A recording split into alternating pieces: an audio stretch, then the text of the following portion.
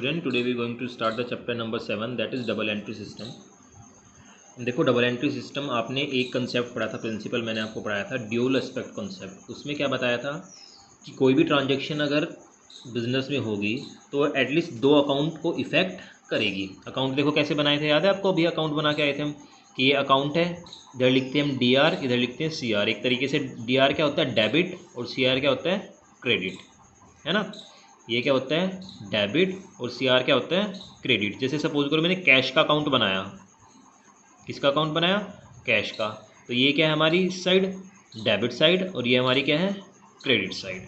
याद रहेगा, ये हमारा क्या है अकाउंट, ठीक है। जैसे कैश है, फर्नीचर हुआ, कैपिटल हुआ, मशीनरी हुई, तो सभी के अकाउंट बनते हैं। ये हमारा कैश है तो इधर लिखेंगे हम डेबिट साइड और ये हमारा क्या है क्रेडिट साइड। सेम इसी तरह अगर कैपिटल होती तो इधर डेबिट साइड, इधर क्या होती क्रेडिट साइड। अब देखो डबल एंट्री सिस्टम का मीनिंग क्या है। It is the accounting system in which every transaction affect at least two accounts simultaneously। Double entry system में क्या है कि इसमें हर एक ट्रांजेक्शन आपके एटलीस्ट दो अकाउंट को इफेक्ट करेगी। मतलब अगर कोई भी ट्रांजेक्शन हुई है तो उसमें दो अकाउंट इफेक्ट होने वाले हैं, ठीक है। एक का बैलेंस बढ़ेगा और एक का बैलेंस घटेगा। One of them is debit and other is credit. क्यों? क्योंकि उसमें से एक तो क्या हो जाएगा डेबिट हो जाएगा और एक क्या हो जाएगा क्रेडिट। तो अकाउंटिंग सिस्टम क्या है? अकाउंटिंग सिस्टम में आपकी हर एक ट्रांजैक्शन दो अकाउंट को इफेक्ट करती है। एक अकाउंट उसमें आपका डेबिट होगा और दूसरा अकाउंट उसमें क्रेडिट होगा। अब देखो जो डबल एंट्री सिस्टम है, इससे क्या होता है, डबल एंट्री सिस्टम से जो भी हमारी फाइनेंशियल एक्यूरेसी है, जो भी हमारे ट्रांजेक्शन है, उसका हम प्रॉपर रिकॉर्ड रखते हैं। कंप्लीट सिस्टम है ये, जिसकी वजह से हमारी हर एक ट्रांजेक्शन का हमें ऑथेंटिसिटी पता लग जाती है, क्योंकि हम डबल एंट्री सिस्टम को फॉलो करते हैं। अब अगर इसकी बात करें, जो फर्स्ट डबल एंट्री सिस्टम के लिए जो बुक लिखी गई थी, जो फर्स्ट बुक बनाई थी, वो बनाई थी लूका पैकियोली ने। फर्स्ट बुक लिखी थी वो किसने लिखी थी? लूका पैकियोली इन 1494। ये कहाँ के रहने वाले थे? ये थे इटली के रहने वाले, याद रखना। इन्होंने पहली बुक लिखी थी आपकी डबल एंट्री सिस्टम की। अब उसके बाद ये बुक हमारी क्या करी गई? इंग्लिश में ट्रांसलेट करी गई बाई ह्यूज ओल्ड कासल्स इन 1544। उसके बाद क्या हुआ, उनकी जो भी कुछ कमियां थी उसको फिर बाद में रिवाइज करा गया, उसमें अपडेट करा गया और उसके बाद एक कंप्लीट बुक बनाई गई जिसका नाम था English system of book keeping. उसका नाम क्या था? English system of book keeping. और वो किसने बनाई थी? एडवर्ड जोन्स ने। वो किसने बनाई थी? एडवर्ड जोन्स ने। थ्योरी पार्ट है, आपको फिर भी बस पता होना चाहिए, ऐसा इतना सिग्निफिकेंट नहीं है। कि पहली बुक लूका पैकियोली ने लिखी थी, उसके बाद उसे इंग्लिश में ट्रांसलेट करा गया, फिर बाद में उसमें और कुछ चेंजेस और कुछ अपडेशन करी गई और उसके बाद वो बुक अभी तक हमारी यूज़ करी जाती हैं, जो हमारे डबल एंट्री सिस्टम में है। उसमें कुछ ना कुछ चेंजेस हुए भी हैं। अब देखो, अभी मैंने आपको बताया कि जो अकाउंट है उसकी दो साइड है, ये डेबिट साइड और ये क्रेडिट साइड। अब प्रिंसिपल क्या है देखो डबल एंट्री सिस्टम का, every transaction effect two account. आपको पता है, अभी बताया कि कोई भी ट्रांजेक्शन होगी, जैसे सपोज करो मैंने बोला परचेज फर्नीचर, परचेज फर्नीचर। अब मैं फर्नीचर परचेज करके लाया तो कैश मेरे पास से गया और फर्नीचर मेरे पास आया, तो इसमें आपके दो अकाउंट इफेक्ट हुए हैं। कौन कौन से अकाउंट? एक आपका कैश अकाउंट और एक आपका furniture account. Record personal and impersonal aspect. इसमें दोनों एस्पेक्ट हमारे रिकॉर्ड होते हैं, आपका पर्सनल एस्पेक्ट भी और आपका इम्पर्सनल एस्पेक्ट भी। पर्सनल मतलब जो किसी पर्सन से रिलेटेड है एक तरीके से, इम्पर्सनल जो पर्सन से रिलेटेड नहीं है। Recording according to rule. अब इसमें ये नहीं कि हमने कोई भी चीज़ डेबिट कर दी, कोई भी चीज़ क्रेडिट कर दी, हमें क्या करना पड़ेगा, उसमें कुछ ना कुछ रूल स्पेसिफाइड है, उन रूल्स के अकॉर्डिंग हमें डबल एंट्री सिस्टम करना पड़ता है।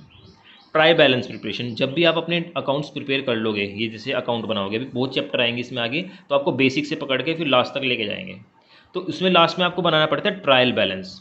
अब ट्रायल बैलेंस क्या बनाया जाता है? देखो ट्रायल बैलेंस हमारा क्या बनाया जाता है और क्यों बनाया जाता है। और जब हमें पता है कि हर एक टाइम पे एक अकाउंट डेबिट हो रहा है, एक अकाउंट क्या हो रहा है क्रेडिट हो रहा है। आपको बताया ना कि जब भी कोई ट्रांजेक्शन होगी, कोई भी अकाउंट डेबिट होगा और कोई भी अकाउंट क्या होगा क्रेडिट होगा। तो सारे अकाउंट्स का बैलेंस हमेशा क्या आना चाहिए? इक्वल आना चाहिए। कि वो इक्वल आ रहा है या नहीं आ रहा, उस चीज़ को देखने के लिए हम क्या बनाते हैं? Trial balance. तो डबल एंट्री सिस्टम के ऊपर क्या बेस्ड होता है, ट्रायल बैलेंस। अगर आपका ट्रायल बैलेंस सही बन गया तो इसका मतलब आपने डबल एंट्री सिस्टम की रिकॉर्डिंग करने में कोई गलती नहीं करी। लेकिन अगर आपका ट्रायल बैलेंस सही नहीं बना तो इसका मतलब आपने कुछ ना कुछ उसमें गलती करी है। उसके बाद नेक्स्ट देखना, अब जो हम ये अकाउंट्स बना रहे हैं इनको क्लासीफाई करते हैं। देखो मेनली अकाउंट्स को दो पार्ट में क्लासीफाई करा जाता है, एक पर्सनल अकाउंट, एक इम्पर्सनल अकाउंट। मैंने आपको रूल में बताया, एक आपका कौन सा अकाउंट होता है, पर्सनल अकाउंट, एक आपका कौन सा होता है, इम्पर्सनल अकाउंट। फिर इन्होंने इम्पर्सनल अकाउंट को दो पार्ट में डिवाइड करा, एक आपका होता है रियल अकाउंट, दूसरा आपका होता है nominal account. Classification of account, if you classify account in then it is divided into two part, first is personal account, second is impersonal account. If you further divided impersonal account into two part, that is real account and nominal account. तो हम इन सब चीज़ों को discuss करेंगे। पहले हम एक point discuss करते हैं इसका, पर्सनल अकाउंट। अब पर्सनल अकाउंट क्या होता है, देखो the account which relate to individual, firm, company और इंस्टीट्यूशन। जो अकाउंट हमारे किसी इंडिविजुअल जैसे कोई पर्सन, कोई फर्म, कोई कंपनी या फिर कोई इंस्टीट्यूशन का अकाउंट है। ध्यान रखना, अगर मैंने लिखा इंडिविजुअल का अकाउंट, फर्म का अकाउंट, कंपनी का अकाउंट या इंस्टीट्यूशन का अकाउंट, तो हमारे कौन से अकाउंट है, पर्सनल अकाउंट। आपको ये रूल्स याद होने चाहिए जो अभी फ़िलहाल रूल्स बताऊंगा। सबसे बेसिक रूल है आपके जर्नल एंट्री करने के लिए। इसके बाद आप जर्नल एंट्रीज़ करोगे तो जर्नल एंट्रीज़ के बेसिक रूल, आपको ये अकाउंट कौन से हैं और इनके रूल कौन से हैं वो आपको पता होना चाहिए। तो पर्सनल अकाउंट देखो, पर्सनल अकाउंट हमारा क्या है, इंडिविजुअल, फर्म, कंपनी और इंस्टीट्यूशन।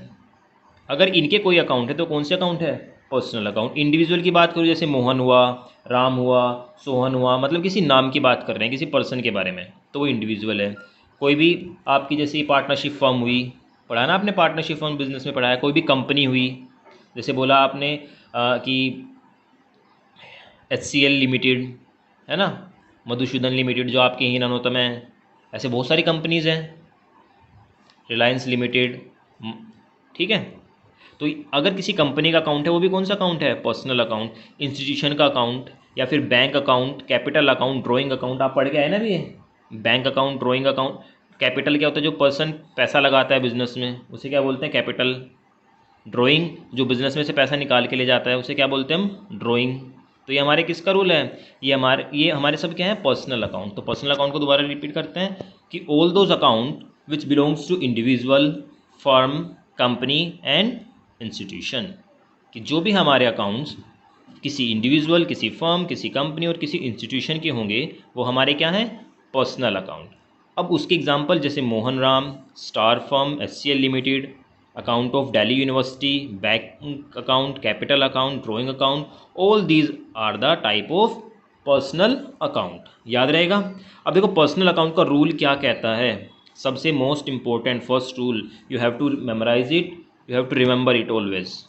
पर्सनल अकाउंट का रूल क्या कहता है, debit the receiver.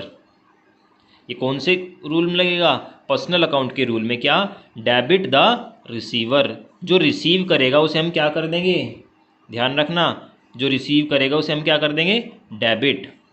Credit the giver, जो देगा उसे हम क्या कर देंगे, क्रेडिट। बात समझ में आई क्या मैंने आपको बताया, debit the receiver, credit the giver. Rule क्या कहता है, कौन सी उसका अकाउंट का रूल है, ये पर्सनल अकाउंट का। पर्सनल अकाउंट का रूल क्या कहता है, डेबिट द रिसीवर, जो रिसीव करेगा आपको उससे तो कर देना है डेबिट, और जो देगा आपको उसे कर देना है क्रेडिट। जैसे देखो क्या बोला, कैश पेड टू राम ₹500, हमने राम को कैश पे करा। तो देखो इसकी जर्नल एंट्री अगर हम बनाने लगे तो इसकी एंट्री क्या होगी, ध्यान रखना है, एंट्री इस तरह बनाओगे। फिर उसके बाद मैं आपको फॉर्मेट भी बताऊंगा इसका नेक्स्ट चैप्टर में। फिलहाल हम बिना फॉर्मेट के इसकी एंट्री कर लेते हैं। अकाउंट्स में क्या होता है, अकाउंट्स में आपको पर्टिकुलर फॉर्मेट जरूर फॉलो करना पड़ता है। अगर फॉर्मेट फॉलो नहीं करोगे तो आपको उसके भी मार्क्स डिडक्ट होंगे, ठीक है। तो अब मैं इसकी एंट्री बनाता हूँ। देखो क्या बोला, cash paid to Ram. Ram क्या है, एक तरह से इंडिविजुअल है। अभी इसके अकाउंट्स आप क्या करोगे, पहले तो अकाउंट्स के अकॉर्डिंग इसकी जर्नल एंट्री बनाओगे, फिर आपको जर्नल एंट्री में आप इतने एक्सपर्ट हो जाओगे, फिर आपको अकाउंट देखने की ज़रूरत नहीं है। आपने जर्नल एंट्री पढ़ी और वो बना दी उसकी एंट्री, कोई भी ट्रांजैक्शन पढ़ी और उसकी एंट्री बना दी। अब क्या बोला इसने, cash paid to Ram ₹5,000, Ram को पैसे दिए। राम क्या है, एक तरह से देखो इंडिविजुअल है, अब देखो इसमें क्या बताया, डेबिट द रिसीवर। अच्छा हमने राम को पैसे दिए, तो राम इसमें रिसीवर है या राम इसमें गिवर है? सोचो, हमने पैसे किसे पे करे हैं, राम को, तो राम रिसीवर है या राम गिवर है? राम तो रिसीवर हो ना, राम के पास पैसा गया। रूल क्या कहता है इसका, आपका पर्सनल अकाउंट का, पर्सनल अकाउंट का रूल क्या कहता है कि डेबिट करेंगे जो क्या करेगा, रिसीवर होगा। तो देखो डेबिट करो। अब इसमें लिखते कैसे आप, ये कि कैसे लिखेंगे, देखो जैसे राम है, अब राम को मिला तो हमें लिखेंगे राम डेबिट। क्या लिखेंगे, राम डेबिट। ध्यान रहेगा, टू कैश अकाउंट। ध्यान रखना अगर यहाँ पे नाम है तो किसी नाम के आगे आपको अकाउंट नहीं यूज़ करना। जैसे राम हुआ, मोहन हुआ, सोहन हुआ, तो यहाँ किसी नाम के आगे आपको अकाउंट यूज़ नहीं करना। लेकिन अगर जैसे कैश हुआ, फर्नीचर हुआ, मशीनरी हुआ, तो सबके आप आगे अकाउंट यूज़ करोगे। ये आपका रूल है, ठीक है। ध्यान रखना रूल क्या है, debit the receiver credit the giver. तो उसमें एंट्री क्या बनाई मैंने पहले कि भाई रिसीव किसने करा, राम ने, तो राम को क्या कर देंगे हम, डेबिट। और बाकी मेरे पास दो इफेक्ट हो ना, देखिए राम के पास तो गया, राम तो हो गया रिसीवर, और गया उसके पास क्या, कैश। तो रिसीवर का रूल क्या कहता है, डेबिट द रिसीवर, जिसने रिसीव करा है हम उसको डेबिट करेंगे। तो राम ने रिसीव करा है तो राम को हम 5000 से डेबिट करेंगे, और कैश हमारे पास से गया उसे हम क्रेडिट करेंगे। ये एंट्री समझ में आई। एक एंट्री और देखो इसके बेस पे, रिसीव्ड फ्रॉम हेमंत। हेमंत से हमारे पास कुछ पैसा रिसीव हुआ। अब रूल हेमंत क्या एक तरह से याद रखो, अब रिसीव क्या होगा भाई, कैश ही रिसीव होगा, सीधी सी बात है, ठीक है। हेमंत क्या एक तरह का पर्सनल अकाउंट, क्योंकि नाम आ गया, बताया था आपको, मोहन राम सारे पर्सनल अकाउंट है। पर्सनल अकाउंट का रूल क्या कहता है, debit the receiver credit the giver. Debit the receiver credit the giver. Receive from Hemant, हमारे पास हेमंत के पास से आया कुछ कैश, तो हेमंत ने हमें दिया।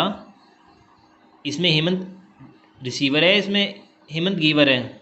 सोचो आप, इसमें हेमंत गिवर है, क्यों, कैश किसके पास आया, हमारे पास, दिया किसने, हेमंत ने। भाई हमारे पास हेमंत से आया ना, तो हेमंत क्या है, इसका गिवर है।